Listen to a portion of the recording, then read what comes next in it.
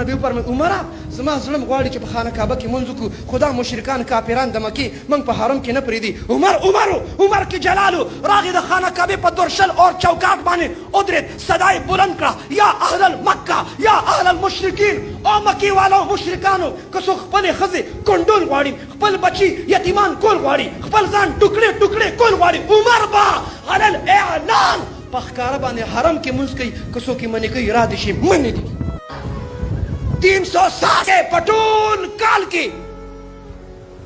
په خوردبین کې به هم نه ښکاري چې د اختر ورځ راشي د دې بعضې زبرګانو نوې جانماز په ترخ کې نیولي چې د زمانې زبرګ راغی ډېر جانمازونه یې زاړه کړي. راځئ تشریف راوړئ امام پسې نیت وتړه راځه جي موسټ ویلکم راځه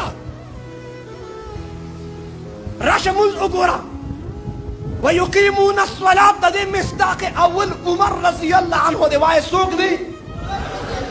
عمر صاحب چې ایمان راوړو بلال حبشي اذان وکړ. زما نبي ته عرض کوي چې حضور دا دې چې اوازونه کوي دا څه دي؟ زما نبي وفرمایل دا اذان دی. عمر عرض وکړ حضور اذان څه ته وایي؟ زما نبي وفرمایل رب ته رابلل دي. عمر وایي حضور رب نه رابلل څه مطلب دی؟ وایي مونځ دی. عمر وایي حضور مونځ څه ته وایي؟ زما نبي وفرمایل مونځ د الله تعالی حکم دی. عمر وایي ښه چې مونځ د الله تعالی حکم دی ته چپکې کیو دا مونځ په پټه ولې کوو؟ دا مونځ په خانه کعبه کې ولې نه کوو؟ زما نبي وفرمایل عمره زما زړه غواړي چې په خانه کعبه کې مونځ وکړو خو دا مشرکان کافران د مکې موږ په حرم کې نه پرېږدي.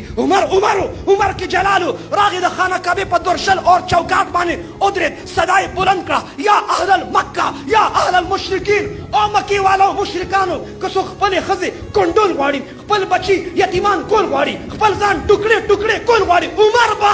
علی الاعلان په ښکاره باندې حرم کې مونځ کوي. که څوک یې منې کوي را دې شي منې دي. ویقیمون الصلاة د دې مصداق اول په امت کې عمر رضی الله عنه. وایي څوک دی؟ اولی بنی مصلی رسول دی. مصلی رسول دی په مصلی باندې مونځ کو. مسجد نبوي دی شهر مدینه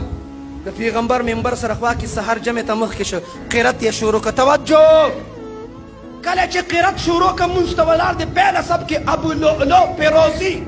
داریدار خنجر را مخکې شو. عمر صاحب په خنجر باندې و. عمر صاحب لړکړه ته چې راپرېوته نه عبدالرحمن ابن عوف او شاته نور صحابه و هغې راوچتو چې کله یې راوچتو عمر صاحب اواز وکړه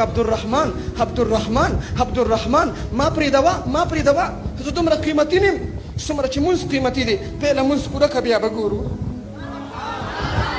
ما او تا چې معمولي در تکلیف راشي موږ وایي قضا به بیا راوړو که نه خیر دی، فدیه به بیا ورکړو که نه خیر دی. عمر هغه عمرو وینې ته روانې دي ورته وایي ما یو طرف ته کې تاسو مونځ پوره کې ومما وګوره ومما رزقناهم ينفقون. د متقینو دریم صفت دا دی چې د الله په لار کې خرج کوي بې درې خرج کوي. کم خرج کوي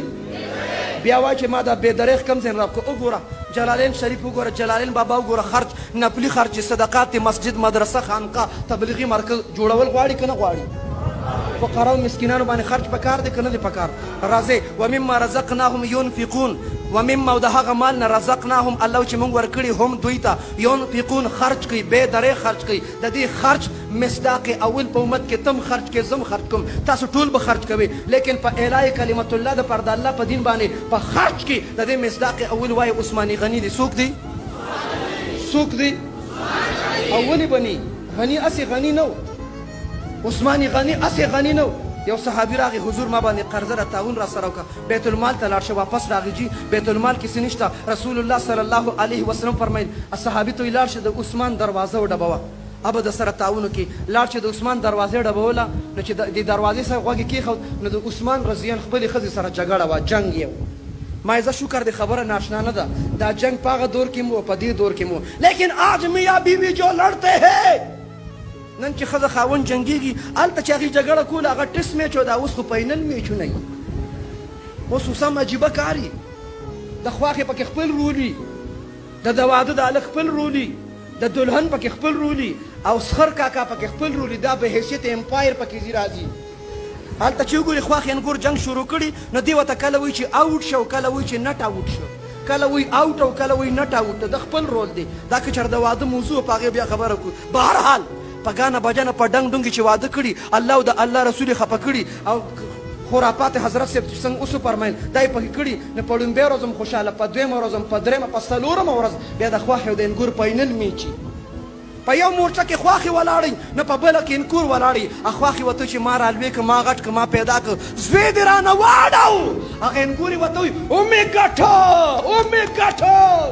په ایمان یې د پښتنو کورونو کې دا کیسې شته که نشته شته که نشته شته که نشته زه یو کتاب به لیکم ډېر زر به راشي امام اور مقتدي خواښې او انګور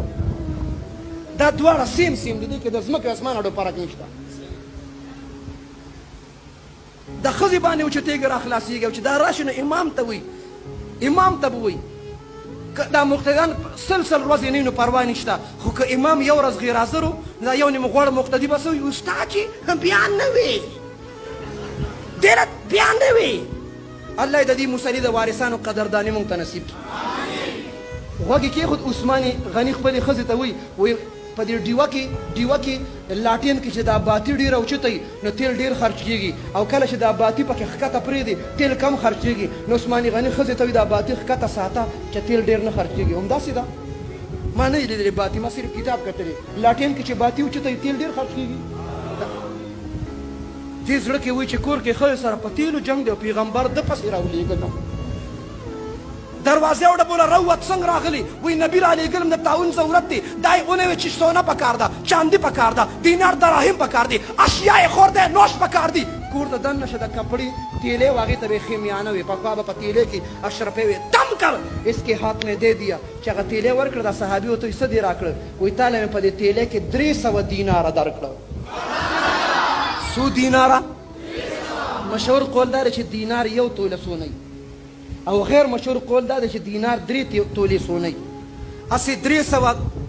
تولې سونه نن به څوک جومات له ورکي مدرسې له به ورکي جومات پرېږده ښځې له څوک نن سبا نه ورکوي وایي ما سره د مینه که سونې سره د مینه ده پرېږده سونې نه څه غواړې زه دستیاب یم بهرحال دې ورته وایي چې تا ما له 300 خپو لاندې مې ځمکه لاړه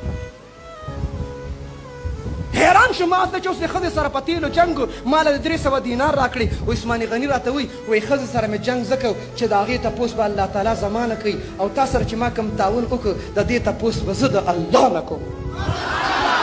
ته چې مدرسې له ورکې مسجد له ورکې قاري صاحب له ورکې مولانا صاحب له ورکې شیخ صاحب له ورکې دا تا الله له ورکړي د دې تپوس ته د الله نه کوه